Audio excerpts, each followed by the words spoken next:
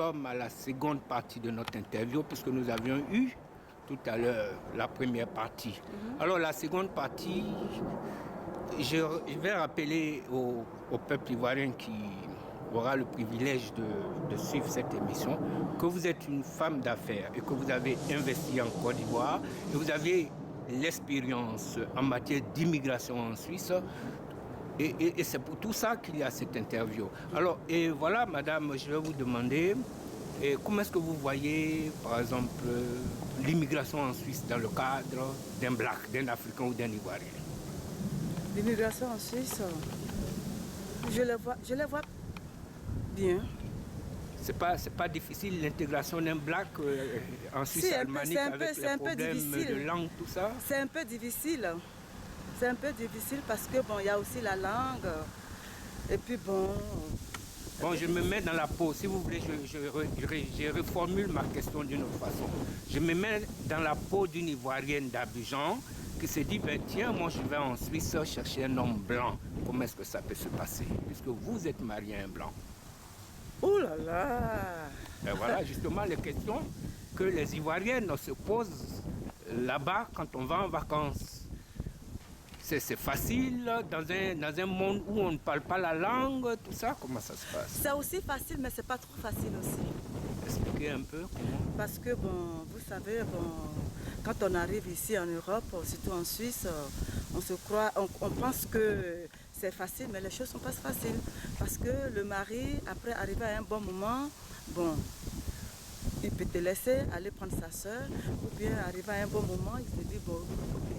Mais est-ce que vous pensez que c'est facile pour une Ivoirienne qui vient d'arriver en Suisse ou une Africaine qui ne parle pas le suisse allemand? C'est ça, je te dis, c'est pas voilà. facile.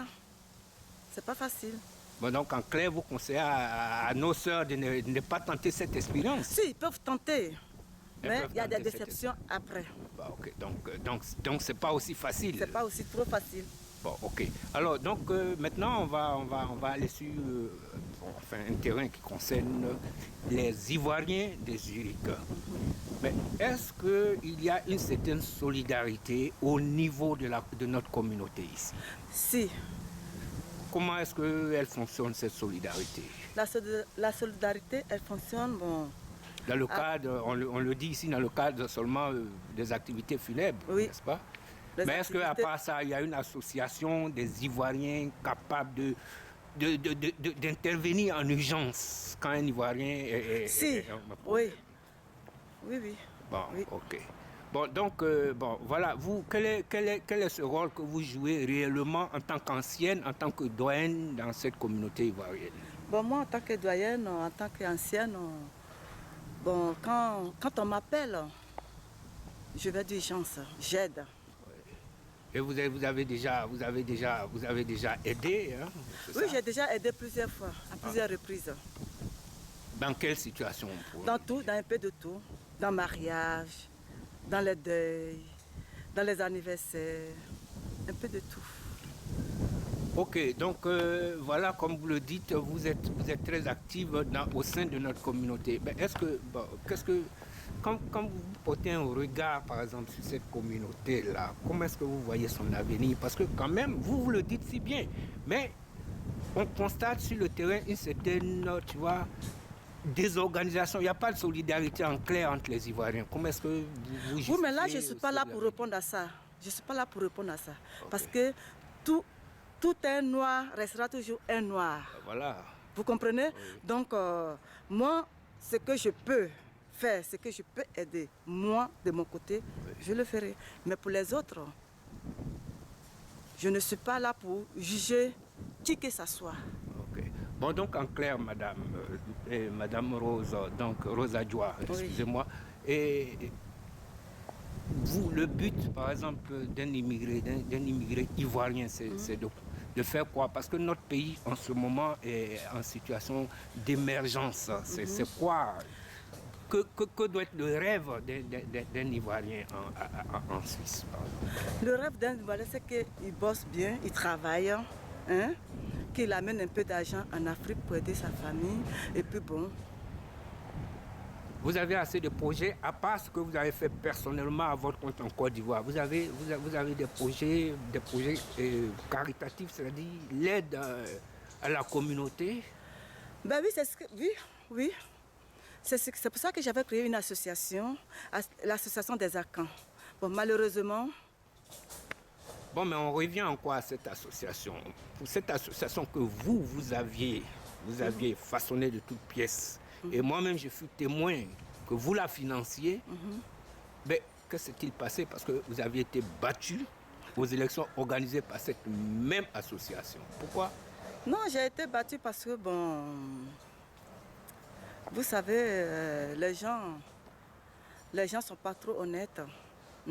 Les gens, ils veulent seulement que c'est les hommes. Les gens, ils veulent seulement que c'est les hommes qui soient devant de cette association. Pas une femme qui doit être devant de cette association. Mais vous le dites, madame, mais il est dit à Zurich que bon, mais il faut un intellectuel à la tête de cette association. Est-ce que c'est vrai? Ben, écoutez, monsieur, intellectuel, qu'est-ce que ça veut dire intellectuel?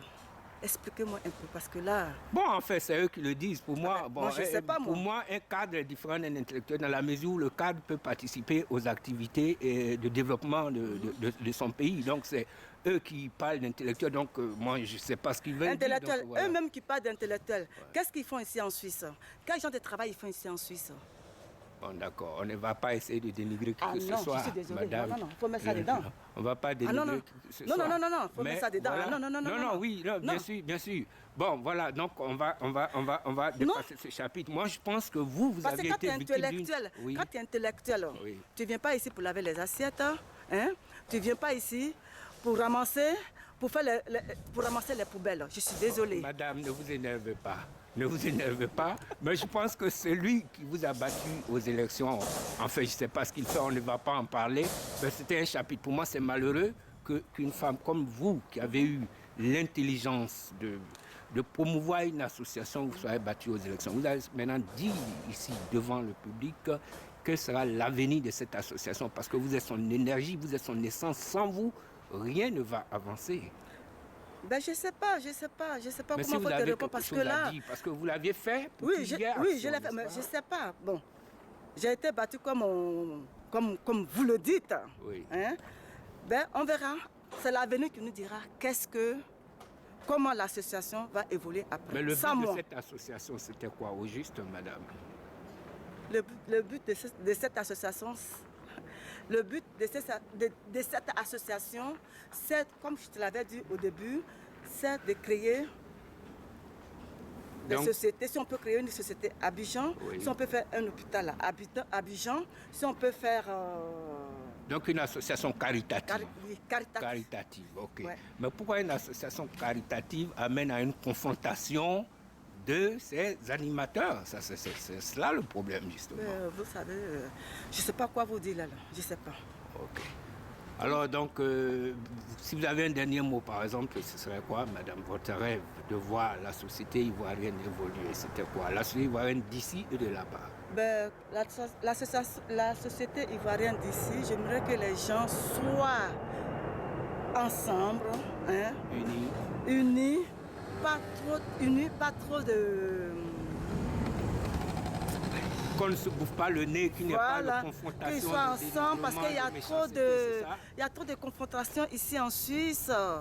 Une personne qui s'élève... Les Ivoiriens ne sont pas unis? Oui, les Ivoiriens ne sont pas trop unis. Je suis désolée, mais les Ivoiriens, côté Ivoirien, ne sont pas trop unis. Bon, je veux dire qu'ils n'ont qu'à être ensemble, ils n'ont qu'à être unis, hein, pour l'avenir de la Côte d'Ivoire. Okay. C'est-à-dire en clair, c'est d'être unis pour soutenir le développement dans notre pays. C'est bien ça? Oui. Ok. Alors vous avez un dernier mot, salutations ou voilà, je ne sais pas. Ok. Ce sont mes frères ivoiriens et mes sœurs ivoiriens. Je les aime tous. Hein? Bon, je les embrasse et puis bon. Ok, le but, oui, allez-y, oui, qu'il y a l'attente entre les Ivoiriens en Suisse. Oui. Ok. Alors le but de cette émission, dans la logique, est de promouvoir les compétences ivoiriennes et les faire connaître au sein, enfin, à la communauté ivoirienne, les faire connaître en Côte d'Ivoire en un mot. Donc ce matin, nous étions avec Rose Adjoa en direct de Ziba, Et madame, nous vous disons merci. Et cette émission sera distribuée à qui de droit et afin que le peuple sache au moins ce qui se passe au sein de notre communauté. C'est à vous aussi le merci. Ok, nous reprenons contact avec vous et pour d'autres choses qui s'avéreront utiles pour notre communauté. Merci beaucoup et à bientôt. C'était un reportage de Banao Nango assisté de Yao Boris. Merci, monsieur Banao.